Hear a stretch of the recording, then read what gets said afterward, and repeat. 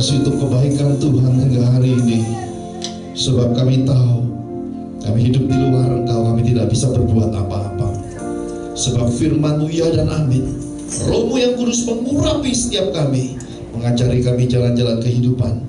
Roh hikmat, roh pengertian dan pengenalan benar akan Engkau ada di tengah-tengah kami. Kami duduk diam dan Tuhan berfirman memberkati kami. Di dalam nama Tuhan Yesus kami telah berdoa dan mengucap syukur. Mari semua kita Tuhan Yesus sama-sama katakan amin. Shalom. Bapak Ibu terkasih dalam Tuhan, mari kita lihat sama-sama kebenaran firman Tuhan melalui Injil Lukas pasal 19 ayat 1 sampai yang ke-10. Injil Lukas pasal 19 ayat 1 sampai yang ke-10. Demikian firman Tuhan. Yesus masuk ke kota Yeriko dan berjalan terus melintasi kota itu. Di situ ada seorang bernama Sakeus, kepala pemungut cukai, dan ia seorang yang kaya. Ia berusaha untuk melihat orang apakah Yesus itu, tetapi ia tidak berhasil karena orang banyak, sebab badannya pendek. Maka berlarilah ia mendahului orang banyak, lalu memanjat pohon ara untuk melihat Yesus yang akan lewat di situ. Ketika Yesus sampai ke tempat itu, ia melihat ke atas dan berkata, "Sakeus, segeralah turun, sebab hari ini aku harus menumpang di rumahmu." Lalu Sakeus segera turun dan menerima Yesus dengan sukacita. Tetapi semua orang yang melihat hal itu bersungut-sungut. Katanya, ia menumpang di rumah orang berdosa. Tetapi Sakeus berdiri dan berkata kepada Tuhan, "Tuhan, setengah dari milikku akan kuberikan kepada orang miskin, dan sekiranya ada sesuatu yang kuperas dari seseorang akan kukembalikan 4 kali lipat." Kata Yesus kepadanya, sama-sama, "Hari ini telah terjadi keselamatan kepada rumah ini, karena orang ini pun anak Abraham. Sebab anak manusia datang untuk mencari dan menyelamatkan yang hilang." Sama-sama katakan amin.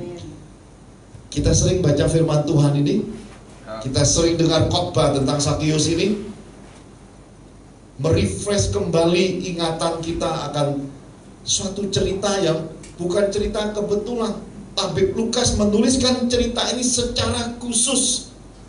Ada orang kaya, badannya pendek, mungkin sudah pendek, gemuk pula, ingin ketemu Yesus karena dia mendengar suatu cerita bahwa ada rabi, ada nabi, ada suatu kuasa berjalan bersama dengan orang yang dinamakan Yesus.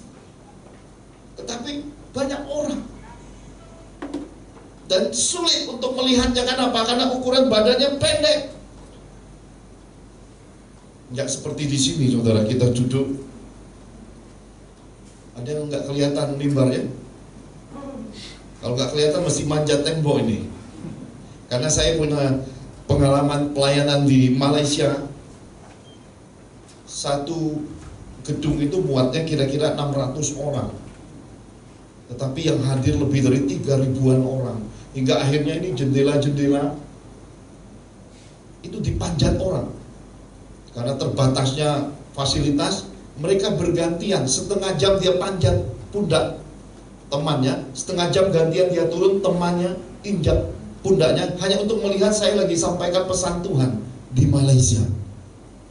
Jadi saya bisa memahami, membayangkan keadaan itu ketika Sakeus, badannya yang gemuk, orang kaya yang mungkin biasa hidup nyaman, ini tiba-tiba manjat pohon ara. Saya yakin bukan suatu pengalaman yang mudah untuk orang yang pendek, kaya, yang hidupnya nyaman, manjat pohon, dan hanya untuk melihat Yesus. Kalau kita pergi ke Israel, itu ada pohon yang dipagari, dan dipercaya bahwa itu pohon adalah pohon yang dipanjat sama Sakeus, besar sekali Bapak Ibu. Kalau kita sudah punya pengalaman manjat pohon, kita tahu ada kecapean, ada luka, ada banyak hal yang gak enak ketika kita harus bayar harga panjat pohon. tapi dia ingin melihat Yesus hari itu. Nah, Bapak Ibu terkasih di dalam Tuhan, pemungut cukai ini bernama Sakeus ini di dalam bahasa aslinya diartikan bersih, tidak bersalah. Seringkali dalam kehidupan ini nama kita bagus sekali, tetapi Sakeus ini pekerjaannya adalah pemungut cukai. Pada masa itu pemungut cukai ini sangat terhina profesinya. Kenapa? Dianggap profesi orang berdosa. Kenapa dianggap orang berdosa? Karena ngambilin pajak, ngambilin fiskal. Dan perhitungannya itu pada masa itu berbeda dengan perhitungan zaman modern sekarang. Kita bisa tahu pajak kita itu berapa. Zaman itu tuh sekarapnya pajak itu. Dan penjajah Roma saat itu, Romawi yang berkuasa, pokoknya kalau sudah pilih satu Sakeus, tiap bulan Sakeus atau tiap tahun harus setor sejumlah sekian. Mereka nggak mau tahu bagaimana cara Sakeus untuk menerima dan mengambil pajak dari masyarakat. Pokoknya harus terkumpul. Kalau kumpulnya 100%, berarti Sakeus itu nggak punya pendapatan. Tapi kalau terkumpul lebih, ya lebihnya itu bisa diambil. Jadi profesinya ini tidak enak dengan hubungan sesama. Maka ketika dia panjat pohon ara, Yesus melihat kepada Sakeus, lalu berkata, Sakeus, kok bisa Tuhan kenal Sakeus? Ini kan pertanyaan kita yang mesti mendasari kitab suci. Bagaimana mungkin Yesus bisa tahu itu Sakeus lagi panjat pohon di tengah banyak orang? Bapak Ibu terkasih di dalam Tuhan, di masa muda rohani saya ada satu pengalaman rohani yang luar biasa sekali ketika Tuhan bawa saya masuk pada suatu penglihatan tentang 3 gua kehidupan. Merah, kuning, hijau. Dan saya berdiri melihat setiap gua itu dengan terpesona karena cahaya yang keluar itu. Dimensi penglihatan dan nampak cahaya itu, wow, menarik dan membuat kaki ini kalau nggak kuat pasti mau melangkah masuk. 3 gua itu saya pandangi dan itu mempunyai daya tarik yang besar sekali. Tetapi saya punya satu kebiasaan di dalam hidup. Segala hal saya selalu bertanya kepada Tuhan, manakah pilihan buat hambamu ini, manakah kehendakmu ini, dan apa yang harus hambamu kerjakan. Jadi setiap saya bertanya, saya menunggu jawaban Tuhan. Kalau Tuhan sudah berkata-kata dan sudah memberi perintah, baru saya kerjakan. Dan waktu itu Roh Kudus berkata pada saya, nah, berdiam dirilah. Jadi saya diam matung, Bapak Ibu. Saya lihat guanya terus, saya pandangi satu-satu 3 gua ini. Dan sebagai seorang hamba Tuhan, adalah anugerah Tuhan yang sangat besar. Disuruh milih dan diperbolehkan masuk 3 gua ini. Ada di dalam buku dalamnya Kasih Yesus, saya tuliskan pengalaman. Semua hamba-hamba yang melayani yang terpanggil masuk 3 gua ini dapat kemuliaan yang sesuai talentanya masing-masing. Ada yang dipakai dengan wah kapasitas gedung gereja Jumat yang hebat, begitu masuk dipakai luar biasa. Ada yang dipakai sebagai orang-orang yang diurapi dengan mukjizat, dengan pelayanan spektakuler. Ada yang dalam terobosan keuangan yang hebat. Siapa yang nggak mau, Bapak Ibu? Bapak Ibu kalau dihadapin posisi berdiri di 3 pintu gua ini, mana yang Bapak Ibu masuki? Merah, kuning, hijau. Mana yang Bapak Ibu akan masuki? 3-tiganya semuanya kemuliaan. Saya malah milih matung. Kenapa? Tidak bergerak. Karena Roh berkata berdiam dirilah. Saya berdiam diri. Lalu tiba-tiba Roh Tuhan berkata, lihatlah kiri kanan di samping ketiga pintu gua itu. Dan ketok loh Bapak Ibu, karena cahaya yang keluar itu terang banget. Dan ketika saya pandang, ada satu jalan kecil, kira-kira ukurannya sebesar mimbar ini, 1 meteran, ketutup sama cahaya yang keluar dari ketiga pintu gua yang luar biasa sinar. Dan ketika saya pandang, ada celah di sampingnya. Lalu Roh Kudus berkata pada saya, masuklah lewat celah itu, tinggalkan ketiga gua itu. Jadi ketika saya masuk Bapak Ibu, di belakang ketiga gua ini saya bertemu satu pintu gua besar sekali. Ukurannya adalah 3 gua ini jadi satu. Dan ada satu yang menarik, gua itu nggak punya warna sama sekali. Bapak Ibu pernah lihat TV hitam putih? Nah, bedakanlah TV hitam putih itu dengan TV LCD, dengan TV yang canggih hari ini. Itulah pilihannya. Lalu Roh Kudus berkata pada saya, masukilah gua itu.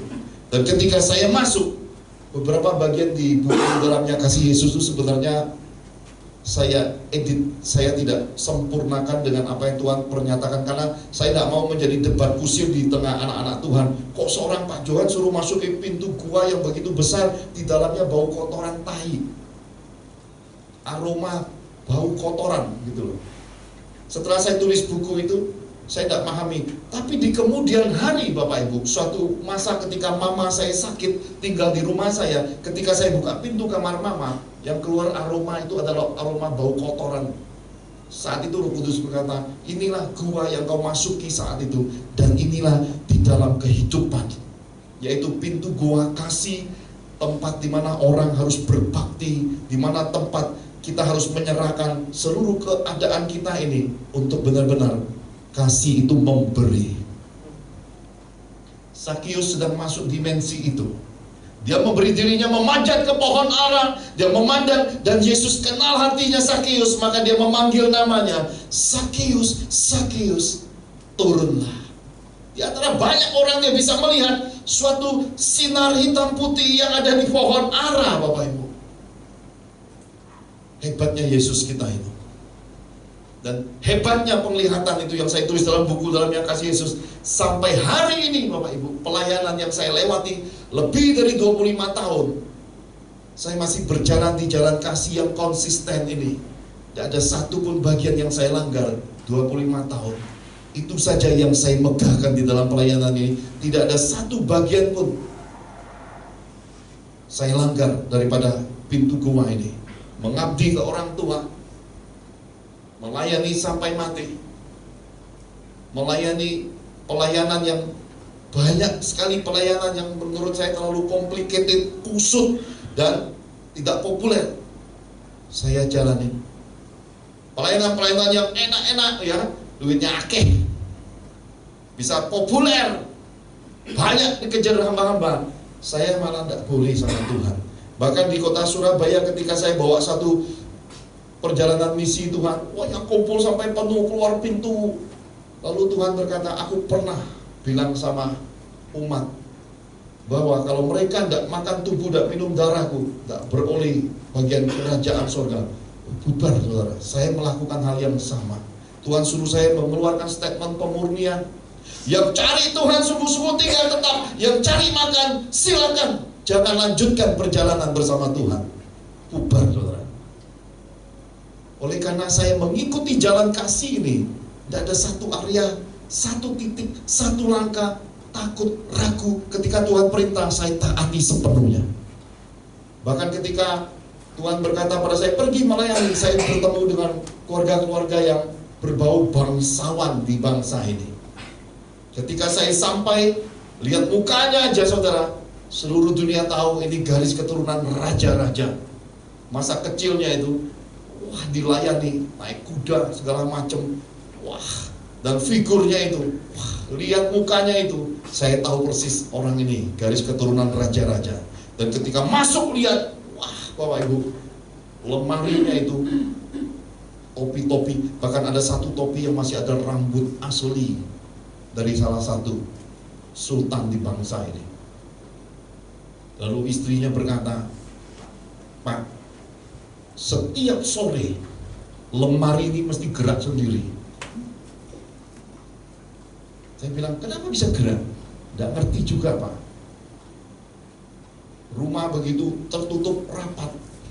Isi lemari ini adalah topi-topi bangsawan. Salah satu topinya yang tadi saya bilang ada rambut panjang sekali, kira-kira ada ukuran mungkin semeter ada panjang rambutnya. Dan bentuk topinya itu seperti topi Belanda. Lalu di dalamnya juga ada pusaka-pusaka yang seperti senjata tajam, keris, barang-barang pusaka. Lalu saya pandang ke suaminya bangsawan sekali. tenang, tidak terpengaruh. Lalu saya tanya, siapa saja yang sudah pelayanan di sini? Oh, banyak. Terus bagaimana? Ya gitu-gitu aja. Saya selidiki lebih dalam. Ada banyak rekan sekerja saya hamba-hamba Tuhan, ada banyak pendoa datang. Setiap kali datang sudah berdoa melihat sesuatu berjalan, mereka pilih pamit. Lalu ada yang sedikit lebih peka, maju dari utusan gereja besar, sangat besar sekali gereja lokal ini. Dan ketika ditanya, Pak, ini lemari ada isinya. Begitu dia noleh tanya, lalu gimana? Langsung, gak apa-apa Pak. Pendoanya langsung bilang gini, Bapak mungkin kuat bawanya, pamit pulang. Ada begitu banyak pelayan Tuhan. Ya seperti itu, tidak ada mengubah sesuatu. Dan ketika saya masuk di sana, suara Tuhan jelas sekali berkata, nah lihatlah. Dan semua itu khususkan untuk diambil, untuk dibawa keluar. Tanya, lalu saya tanya, Pak, kira-kira Bapak kalau mau diberkati, bersedia nggak bayar harga? Maksudnya gimana ya Pak? Ya maksudnya kalau ada penghalang-penghalang, rela enggak kalau penghalangnya diambil? Ya lihat-lihat dulu. Lalu tiba-tiba anaknya keluar, seorang putra berpendidikan dan kurang gitu respect dengan dunia hamba Tuhan. Tiba-tiba anaknya ini minta saya doakan, membuat si papanya, mamanya kaget. Anak yang tadi nggak respect dan kalau ada hamba-hamba dia tidak pernah muncul, tiba-tiba dia datang hadir, minta saya doa. Saya cepat tumpang tangan, Bapak Ibu. Saya tumpang tangan, saya doakan, lalu saya sampaikan pesan Tuhan, bacakan beberapa bagian hidupnya. Amin. Lalu dia lihat saya dan dia senyum. Lalu saya berkata, mari bersama Om bergandengan tangan supaya pintu berkat keluarga terbuka. Setuju? Setuju. Saya bilang, Pak, karena dia tercengang melihat putranya berubah sekejap, ketemu saya yang nggak dikenal tiba-tiba mau minta didoakan. Lalu saya berkata, kamu siapkan kardus. Lalu saya bilang, Pak, Bu, tolong ambil kunci lemari. Dia pergi ambil kunci lemari, putranya ambil kardus. Lalu saya berkata, saya akan berdoa kalau Tuhan gerakkan sesuatu, jangan ditahan, masukkan barangnya ke dalam kardus. Firman Tuhan berkata, cerdiklah seperti ular, turuslah seperti merpati. Itu yang diperbuat seorang Sakius. Sakius kalau nggak cerdik, nggak bisa dilihat Yesus, atau dia nggak bisa lihat Yesus. Kenapa? Dia pendek. Karena dia cerdik, dia tulus, dia naik ke atas pohon ara, dia bayar harga. Maka saya berkata, Tuhan, pilihlah yang dikhususkan menurut kehendak-Mu ini. Bapaknya buka lemari, keren. Saya cium aroma sesuatu, lalu dia pilih ini, pilih ini, pilih ini, pilih ini. Akhirnya penuh satu kardus, buka kardus lagi, pilih ini, pilih ini, pilih ini. Ada lebih dari 5-6 keris, ada beberapa golok. Saya nggak tahu ada pembunuh naga apa nggak di dalamnya.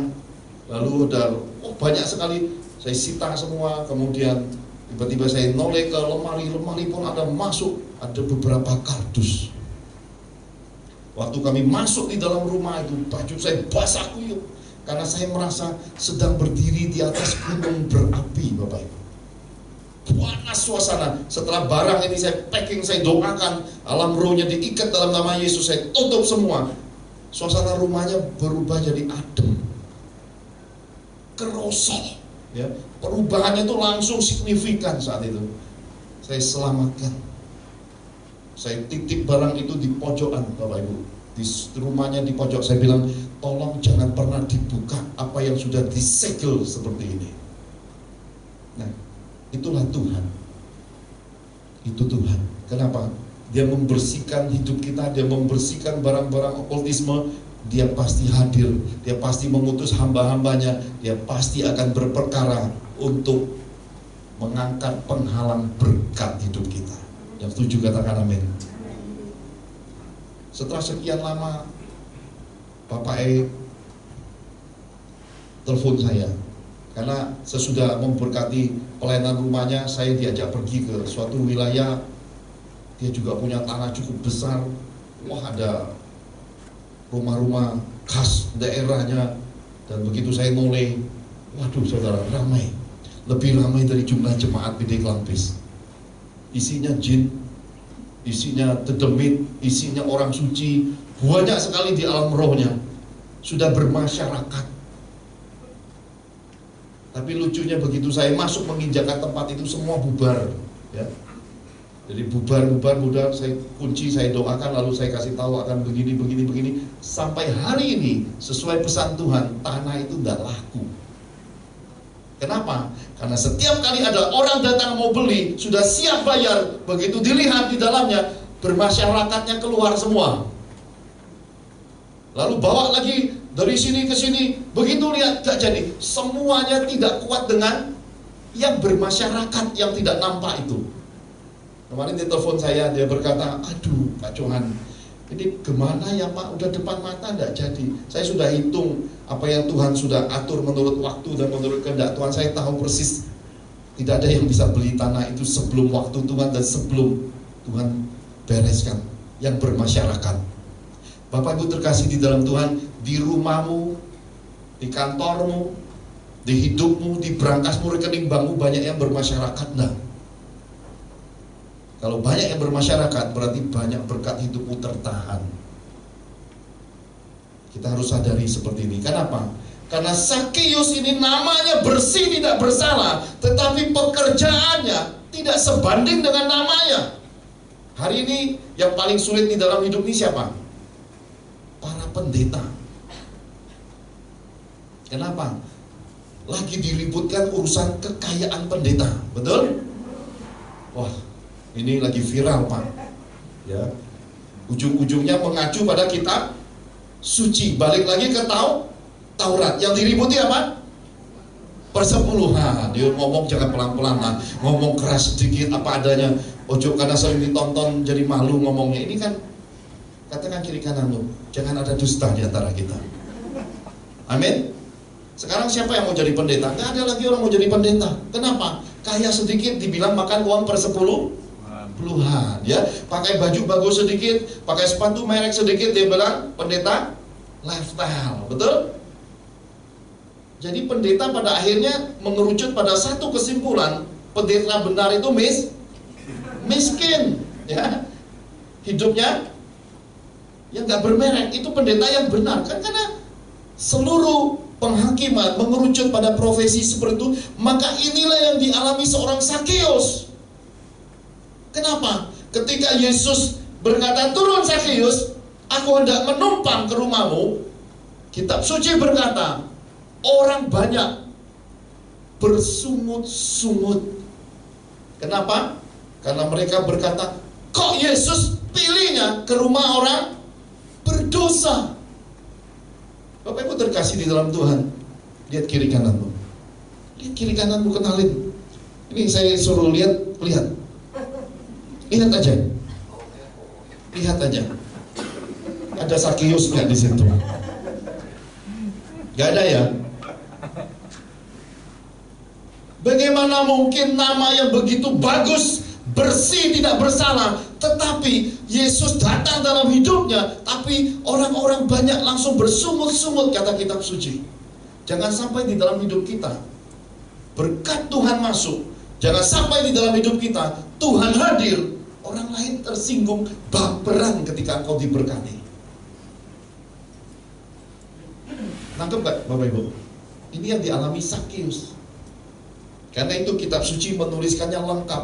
Habib Lukas menuliskan kisah ini lengkap, meskipun cuma 10 ayat. Itu ceritanya lengkap semua, dan definisi, bahkan arti, bahkan maksud Tuhan sampai di dalamnya.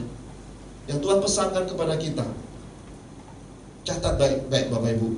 Berhati-hatilah terhadap uang. Katakan sama-sama, berhati-hatilah terhadap uang, ya. Kenapa? Karena akar segala kejahatan cinta uang, ya. Persoalan Gereja pada zaman lampau, gereja mula-mula, persoalannya juga urusannya uang. Kenapa? Terjadi kasta. Kalau orangnya kaya ya, senyum pelayan Tuhannya lebih lebar. Kenapa? Dicium parfumnya ini, wah, dari Itali, dari Prancis ya, sepatunya dari kulit rusa, lebih lebar senyumnya. Sudah ada sejak zaman gereja mula-mula. Tapi kalau dilihat, lah ini miskin ini ya, bajunya aja tidak merek kan, no. Begitu dekat, oh bau aroma ketek lagi ya. Tolong jangan terlalu depan duduknya ya, nanti kasihan pendetanya, nanti alergian. Tolong di belakang-belakang, kalau perlu di belakang tembok ujung sana duduknya. Hati-hati Bapak Ibu. Kitab suci berpesan kepada kita, urusan uang ini, gereja, terutama umat yang hidup di generasi akhir ini, harus punya akal budi, harus bisa melihat mana yang terpenting di dalam hidup. Bapak Ibu disebut apakah di dalam kitab suci? Kita disebut sebagai orang-orang kudus. Sama-sama katakan, salamin kiri kanan. Selamat, kamulah orang-orang kudus akhir zaman. Amin. Sambil lihat tuh, ada Sakius orang kudus juga. Ya menarik juga ini ya, luar biasa. Tapi Bapak Ibu harus paham, kata orang-orang kudus itu hidup di bumi seperti di sorga. Artinya di sorga itu emas itu diinjak-injak orang kudus. Amin. Tapi kalau di bumi emas taruh di pikiran. Duduk di sini kepikiran, emasku berapa ton ya ada di brankas ya. Lagi naik apa turun ini emas ya. Sekarang naik lagi apa turun lagi nih ya. Naik ya, langsung tahu emas naik ya. Ini naiknya berapa kali dalam 2-3 bulan ini. Tapi kalau emas yang jualan bakso kok nggak dipikirin ya. Harus belajar punya power, otoritas Tuhan, bahwa uang itu dibawa keadaan hidup kita. Jadi uang bukan ngatur kita, kita yang ngatur uang. Katakan sama-sama, aku tuan atas uang. Aku hidup butuh uang. Katakan, aku hidup butuh uang, tapi tidak hidup untuk uang. Amin. Jadi pahami hal ini, supaya apa? Supaya akar kejahatan, spirit yang masuk lewat celah uang ini tidak menghancurkan hidupmu, tidak menghancurkan keluargamu, tidak menghancurkan persaudaraan, tidak membuat engkau jadi orang Kristen munafik di akhir zaman. Kenapa? Karena uang itu membuat banyak kedukaan, banyak luka, banyak hal yang itulah Bapak Ibu tahulah, pahamlah kejahatan di balik apa yang disebut dengan perebutan uang. Dan Yesus tunjukkan kepada kita lewat hidup Sakius betapa luar biasanya Sakius ini. Lihat, sama-sama kita lihat sekali lagi. Tetapi Sakius berdiri dan berkata kepada Tuhan. Karena ini kan penghakiman orang, Sakius itu jahat, orang berdosa. Ini lihat pernyataannya ketika dia bicara sama Tuhan Yesus. Tuhan, setengah dari milikku akan kuberikan kepada orang miskin, dan sekiranya ada sesuatu yang kuperas dari seseorang, akan kukembalikan 4 kali lipat. Ternyata dia punya hati bermurah. Kunci daripada kebenaran hidup anak-anak Tuhan mengelola uang adalah hidup dan hatinya bermurah. Kenapa? Ketemu Tuhan, langsung keluar area dalamnya, kemurahannya keluar, langsung dia bagikan. Dia langsung bagi ke orang miskin saat itu. Dia ambil, dia bagi. Lalu profesinya yang dihakimi sebagai orang berdosa, kitab suci berkata, kalau ada yang aku peras, aku ganti berapa? 4 kali lipat. Sakius tidak merugi siapapun, tidak memeras siapapun, meskipun profesi dia membenarkan dia untuk ngambil uang lebih, tapi ternyata dia orang yang punya integritas. Ini penting di dalam hidup kita sebagai anak-anak Tuhan akhir zaman. Kenapa? Masuk surga nanti gak gandeng-gandeng tangan. Wah, tapi Tuhan, aku kenal pendeta ini, aku banyak didoakan pendeta ini, aku dinubuati sampai minyak ini kalau dikumpul dalam puluhan kilo minyak di kepalaku ini. Tidak jamin kamu masuk surga. Ngerti Bapak Ibu? Setiap orang masuk surga, oh Tuhan, aku memang lemah, suamiku kuat loh Tuhan. Ya, kami kan sepadan. Masuk surga tidak bawa suami istri. Masuk surga lonely. Setiap orang menurut perbuatan pribadinya. Amin. Kenapa seperti itu? Karena memang firman sudah berkata, setiap orang diukur menurut perbuatannya pribadi. Pendeta, wah karena saya banyak mukjizat tuh, buat mukjizat, nubuat tuh. Lihat hidup saya. Umat tak bisa lihat hidup pendeta, tapi ketika hidup pendeta tidak karu-karuan, Tuhan melihat. Tetap aja nanti enggak kebagian surga. Tidak kebal profesi pendeta terhadap neraka. Semua kita harus pahami peringatan Tuhan tentang uang. Amin. Lihat, kita ditakdirkan menjadi kepala bukan ekor. Kenapa? Karena orang yang beruang, ya, beruang tuh kalau kita lihat di aliran air, ketika dia tangkap salmon, yang dia makan apanya? Kepalanya. Nangkep saudara? Kenapa beruang makan salmon itu kepalanya? Karena gizi tertinggi pada ikan salmon adanya di kepala. Jadi hidup kita, kenapa kita melihat Yesus kok disalibkan, kepalanya dituncekin duri? Kenapa? Pikiran ini loh di akhir zaman ini paling penting. Pikiran ini loh yang membuat kita bisa sukses. Pikiran ini juga yang membuat kita berdosa. Pikiran ini juga yang membuat kita frustasi sampai hari ini. Makanya kitab suci berkata, punyailah pikiran perasaan Yesus di dalam hidupnya. Cukup makan, cukup pakai, cukuplah. Kesusahan sehari, cukup sehari. Dan lihatlah bintang-bintang di langit. Lihatlah langit. Ada enggak pilarnya? Langit itu punya pilar enggak Bapak Ibu? Tidak ada pilarnya. Artinya kita nggak bisa jangkau melebihi cuma kapasitas tangan dalam hidup ini. Ada banyak hal terlalu tinggi, tidak usah dipaksakan. Amin. Lihat ke bawah, pasir. Yesus berkata apa? Jangan bangun rumah di atas pasir, karena pada masanya datang banjir, rubuh dan hanyut. Jangan buat hidupmu dalam kesia-siaan. Kunci kekristenan yang pertama adalah harus mengasihi Tuhan dengan segenap hati. Kunci kedua sama dengan yang pertama, mengasihi sesama seperti dirimu sendiri. Kalau dua hal ini sudah kita pegang, kita mencapai hidup yang sempurna. Kekayaan tidak diukur karena bertumpuk-tumpuknya uang. Kekayaan tidak diukur oleh karena kita banyak deposito. Kekayaan, keberhasilan hidup tidak diukur karena perusahaanku luar biasa atau pelayananku banyak umatnya. Itu keliru Bapak Ibu.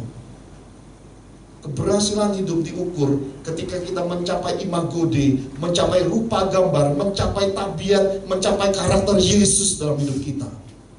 Amin. Saya tidak bisa bagikan banyak hal profetik, hal-hal yang supranatural yang menjadi pesan di dalam apa yang saya lihat.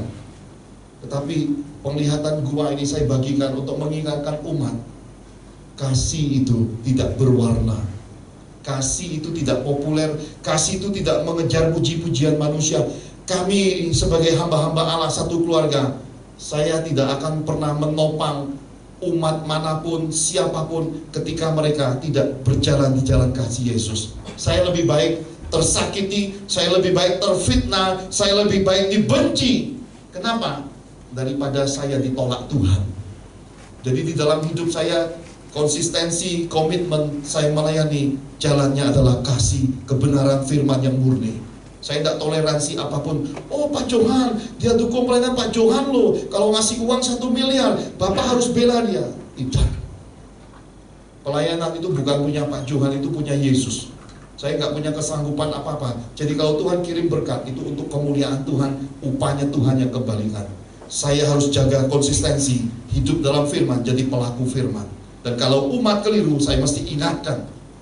Jadi saya nggak bisa Bapak Ibu dalam hidup ini, orang beli iman saya, beli pendirian saya, dan saya harus ngalah karena faktor uang. Saya belum pernah ngalami itu sampai 26 tahun lebih pelayanan ini.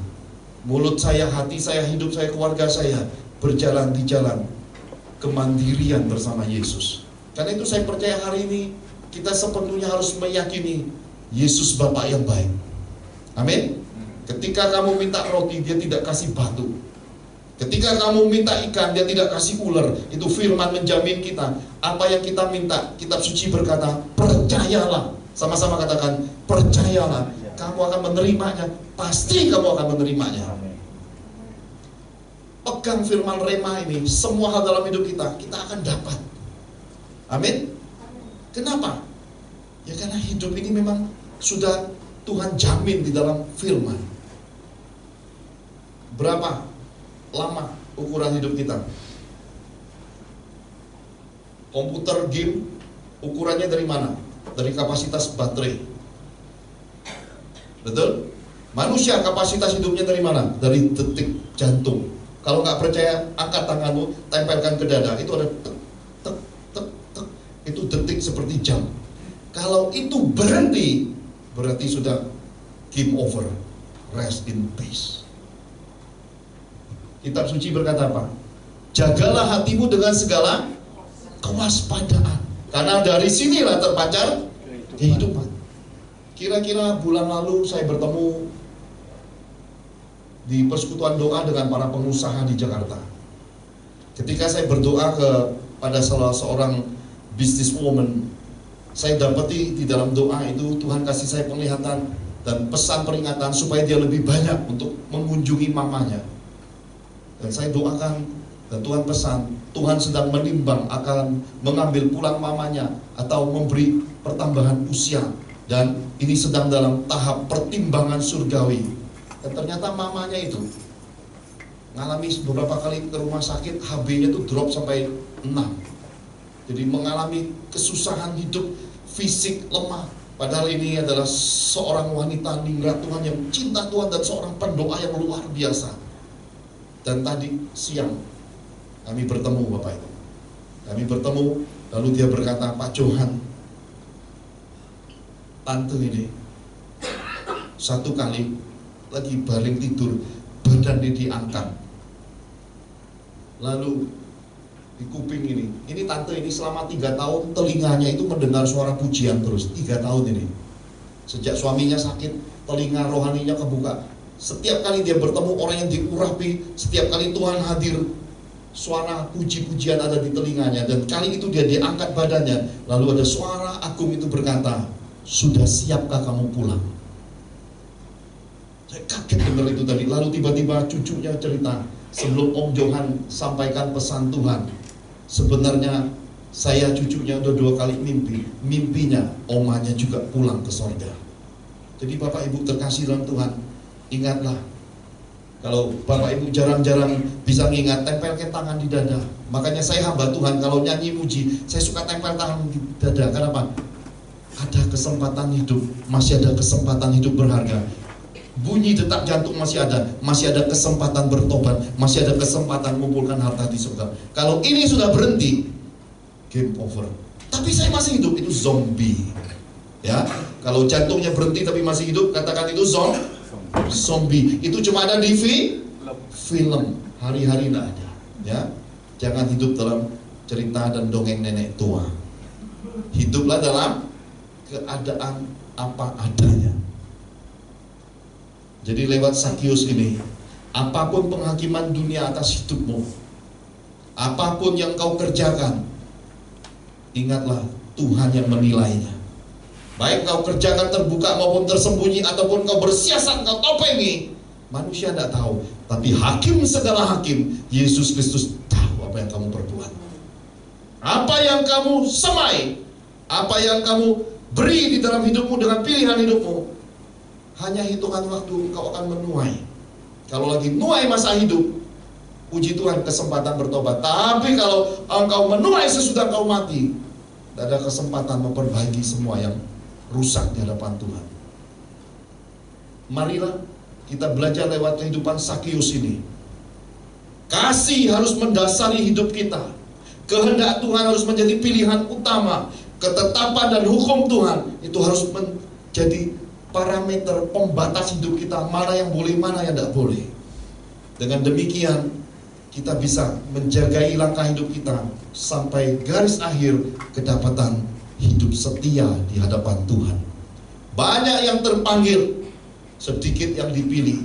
Dari sedikit yang dipilih, diproses, tinggal sedikit sekali yang setia.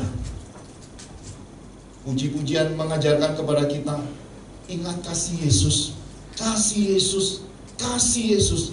Tapi kalau kasih itu tidak mendasari jiwa, karakter, dan manusia dalam kita, akhirnya kita akan menjadi sekelompok orang Kristen seperti orang-orang Farisi, orang-orang Taurat. Kenapa? Hanya kesalehan, dan Tuhan dapatkan kesalehan kita adalah palsu dan munafik. Marilah hari ini kita kembali ke jalan Tuhan, ke kasih mula-mula. Hiduplah dengan transparan, jujur, karena Tuhan mengasihi orang yang berkarakter, Bapak Ibu. Amin. Saya sesudah bereskan pelayanan-pelayanan yang tidak menyenangkan bagi banyak rekan-rekan hamba Tuhan, termasuk pelayanan-pelayanan di mana ada anak Tuhan yang baring di meja, makan di situ, berak di situ. Kemudian ketika kami mau bersihkan rumah orang tuanya, itu tumpukan sampah terasi ketika dilihat tanggalnya sudah sekitar 20 tahun. Ya, kemudian botol-botol aqua styrofoam itu begitu dilihat 15 tahun sudah warnanya menguning.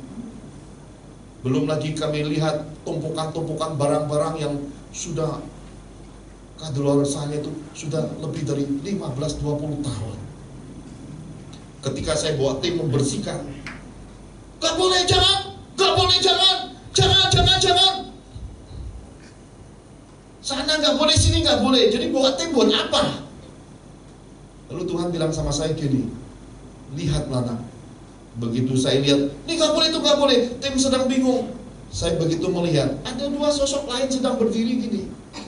Dua sosok, satu seperti perempuan tua, satu seperti perempuan yang lebih muda. Melihat gini, ini matanya itu, saya lihat, loh ini nyata apa enggak ya? Gosok-gosok mata. Saya lihat, ini bukan manusia kok.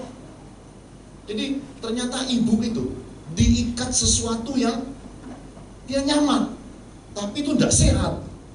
Karena itulah, jangan terbiasa hidup nyaman, hidup membenci, hidup ngomong fitnahan, hidup menyakiti orang. Jangan nyaman hidup seperti itu, karena ada yang bermasyarakat di dalam hidupmu. Itu saya lihat ada dua masyarakat, dua menyerupai manusia. Dan ketika saya lihat, tiba-tiba dia menoleh, lihat ke saya, pandang-pandangan mata, Bapak Ibu. Saya lihat dia lihat saya. Lalu Roh Kudus berkata, kenapa lihat-lihat, suruh dia pergi nak. Jadi Bapak Ibu mesti paham, saya ini kalau lihat orang kadang-kadang nembus alam roh, ya. Kadang-kadang ada orang-orang terpesona, wih Pak Johan ngeliatin saya terus, keliru.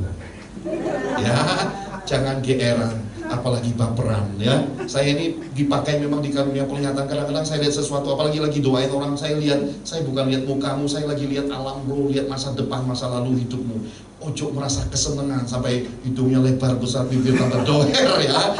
Ojo berpikir gitu, ya. Saya sedang melihat sesuatu yang roh tunjukkan, seperti dua masyarakat, dua. Saya tidak tahu itu apakah itu arwah ataukah itu setan perempuan. Yang pasti Tuhan berkata usir. Lalu saya berkata, demi nama Yesus, hei kamu, dua makhluk asing, pergi keluar. Hilang. Begitu hilang, ibu itu langsung nggak ngomong lagi. Lalu salah satu staf Bu Angel di dalam pelayanan itu adalah seorang petinju, kepalanya botak, ya, badan gede. Tadinya, ini boleh buang, nggak boleh. Sekarang dia nggak nanya, dia ambil, dia bawa ke depan, buang. Di depan jadi gunung sampah yang tinggi. Kami bersikap, ya. Ketika saya lihat, wah kasihan anaknya. Ternyata anak gadisnya mengalami kehidupan masa kecil yang membuat dia lumpuh, sakit, makan dan berak di tempat yang sama. Ya, pelayanan kasih yang kami jalani seperti itu, Bapak Ibu. Jadi Tuhan bisiki saya, kasih dia penghiburan. Lalu saya tanya, apa Tuhan? Kasih dia tonton video-videoku. Saya tanya, dia nggak punya TV. Tuhan berkata, di rumahmu ada TV, TV-mu kamu bawa. Gitu. Saya ini di rumah, saya ini di hidup, tidak ada yang saya pertahankan, Bapak Ibu. Semuanya yang Tuhan minta, saya sudah serahkan. Bahkan diri saya sendiri, saya sudah serahkan ke Tuhan. Kenapa? Karena saya mau selesaikan tugas panggilan di usia yang masih ada kesempatan ini. menyelesaikan amanat agung Tuhan Yesus dan kembali ke sorga. Amin. Jadi mulai hari ini berhentilah mikirin deposito. Amin. Mulai hari ini berhentilah mikirin utang. Mulai hari ini berhentilah mikir yang berlebih-lebihan dalam hidup. Sudahlah, cukup pakai, cukup makan, nikmati di hari-hari hidup yang ada. Amin. Makan enak, dinikmati, tidur nyenyak, pagi bersyukur, malam bersyukur, datang beribadah, dengar suara Tuhan, bersyukur. Ada orang susah kelihatan, ada berkat, bagiin, nikmati hari-hari baik. Apa yang ada padamu jadikan kemuliaan buat Tuhan. Amin. Tidak usah ditimbun, karena lihat orang yang timbun puluhan tahun aja ada setannya, apalagi duit yang ditimbun. Amin. Timbunlah kasih Yesus. Katakan kiri kananmu, timbunlah kasih Yesus. Ayo Yeni, tampil sama pemusik, kita timbun kasih Yesus sama-sama. Mari kita bangkit berdiri. Haleluya.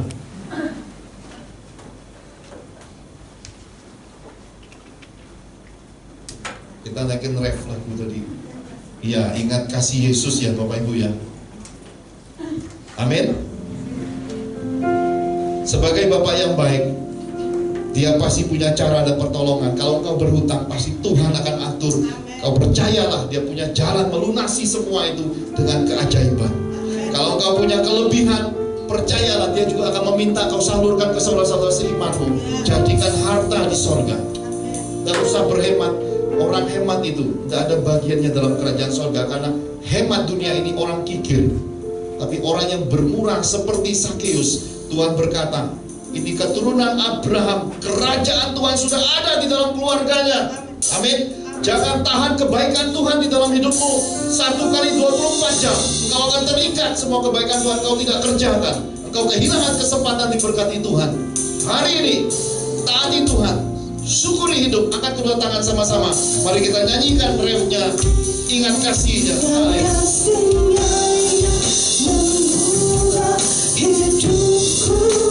Ingat kasih-Nya yang selalu ada. Kasih Yesus, kasih Yesus bagiku. Ingat firman-Nya, ingat firman-Nya yang sembuhkan lukamu. Ingat salib-Nya yang menebus aku. Kasih Yesus, kasih Yesus bagiku. Mari sesaat Bapak Ibu, persembahan yang paling terbaik dalam hidup adalah persembahan hati, ungkapan pertobatan di hadapan Tuhan. Nyatakan pernyataanmu secara langsung kepada Yesus Kristus, Tuhan Juru Selamat hidupmu. Kepada Tuhan kita yang bertata di sorga lewat roh pelayanan para malaikat. Nyatakan kepada Tuhan, Sakeus disadarkan. Sakeus beroleh integritas keselamatan sebagai keturunan daripada Abraham. Kau nyatakan kepada Tuhan, ada beberapa area hidupmu yang Tuhan koreksi, yang mungkin engkau sudah melenceng. Mungkin mulai hidup cinta uang, merusak persaudaraan, merusak kehidupan berkeluarga. Mungkin waktu-waktumu banyak kau buang hanya untuk kehidupan dunia. Mulutmu tidak kau pakai untuk memuji menyembah, kau pakai untuk meleter, untuk berkata-kata sesuatu yang kau tidak sadari sedang menghakimi kehidupan saudara-saudara seiman. Nyatakan kepada Tuhan, aku mau bertobat Tuhan. Aku tidak mau menjalani hidup-hidup hari-hari hidupku untuk hal-hal yang sia-sia lagi. Hari ini bangun komitmen, bangun sesuatu yang baru bersama Tuhan. Katakan kepada Dia, Tuhan, aku minta hatimu, aku minta rohmu, cover kelemahan hidupku, supaya aku bisa hidup sesuai dengan firman-Mu. Hidup di dalam kasih, menjaga panca indera untuk selalu hidup kudus. Dia persembahan hidupku, persembahan tubuhku hanya untuk kemuliaan Tuhan. Dan apapun yang kau berkati di dalam hidupku, pakailah untuk dikelola dan lipat gandakan mulai hari ini. Hingga semua area kesusahan hidupku, Tuhan yang cover, Tuhan yang selesaikan dengan pertolongannya yang ajaib.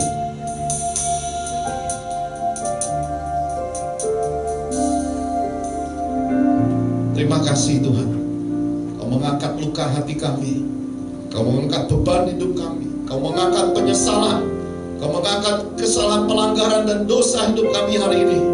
Malaikat-Mu sedang menampik semua itu.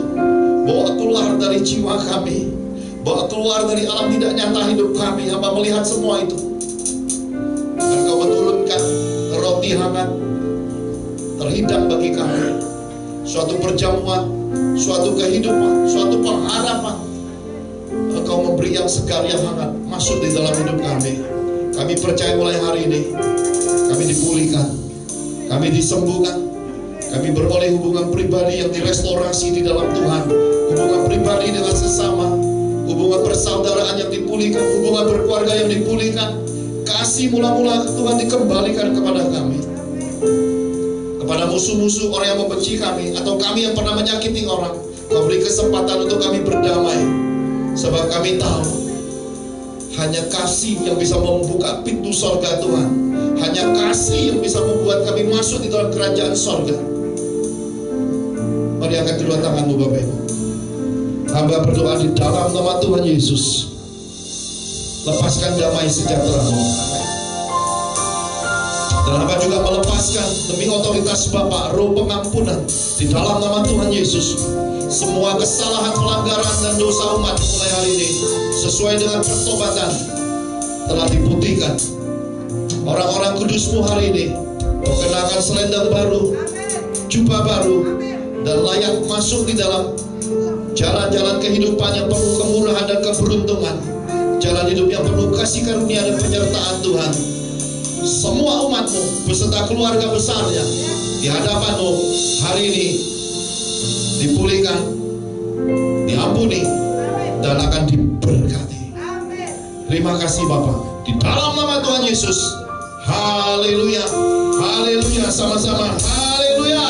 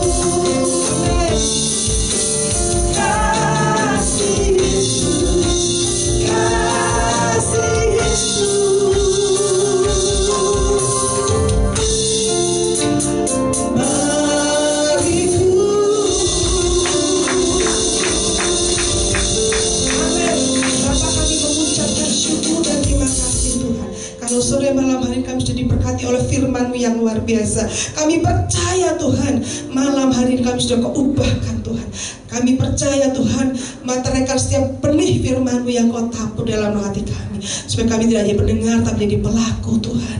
Dan Kau mencari kami Tuhan, dan Kau menginginkan kami selalu mengasihi Engkau lebih dari apapun. Meteraikan setiap firman-Mu Tuhan. Kami berdoa juga buat hamba-Mu Pastor Johan Tuhan, yang sudah Kau percayakan dari Jakarta untuk ke tempat ini. Itu semua karena anugerah dan kebaikan-Mu Tuhan. Kami percaya Kau memberkati kembali hamba-Mu ini dengan istri dan keluarga besarnya dan seluruh ministrinya Tuhan. Apapun yang hamba-Mu butuhkan, perlukan, apapun Tuhan, apapun kebutuhan pergumulan apapun Tuhan, tambahkan. Dan kami rindu satu hal ya Tuhan, bila hamba-Mu semakin jadi berkat dimanapun, dipakai dengan luar biasa, dimanapun kota-kota besar maupun kota kecil, dimanapun biarlah kemuliaan-Mu terus menyertainya sehingga nama Tuhan lebih banyak dipermuliakan di atas bumi ini Tuhan. Biarlah hamba-Mu dipakai dengan luar biasa, menjangkau jiwa-jiwa yang terhilang untuk Kristus. Terima kasih Tuhan. Kami mau sekarang kami akan